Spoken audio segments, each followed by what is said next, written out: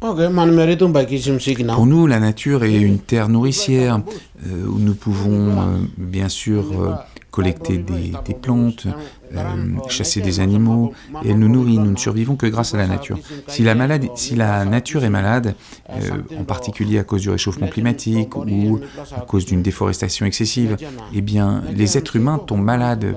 C'est tout simple, c'est un effet en chaîne. Et nous considérons effectivement que l'homme fait partie de la nature. Si la nature est malade, l'homme va être malade à son tour. C'est une évidence.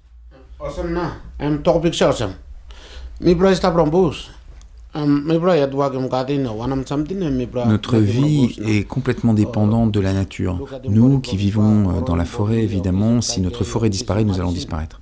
Vous qui vivez dans les villes, eh bien évidemment, vous ne vous rendez pas compte du lien que vous avez avec la nature, car la nature est loin. Et donc, vous n'avez pas l'impression que s'il y a un impact sur la nature, vous allez pouvoir continuer à vivre, à manger.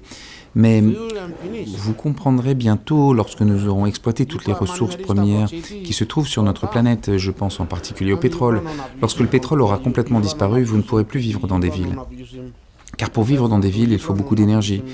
Il faut du pétrole pour l'électricité, pour le chauffage, il faut du pétrole pour transporter la nourriture.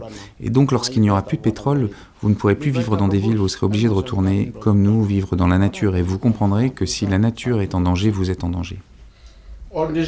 Toutes les ressources, toutes les matières premières que vous exploitez, que vous utilisez ne tombent pas du ciel, elles viennent de la terre, donc elles ne sont pas infinies. Lorsque nous aurons fini d'exploiter cette planète, eh bien nous n'aurons plus rien sous nos pieds et nous ne pourrons plus continuer à vivre ici.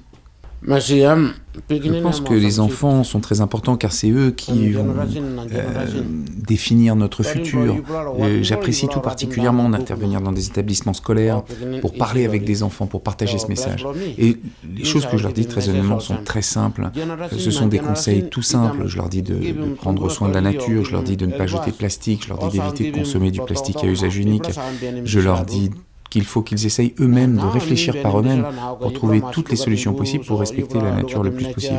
Et que surtout, il faut qu'ils utilisent leur cerveau pour trouver des solutions pour que nous évitions d'avoir un impact trop important sur la nature.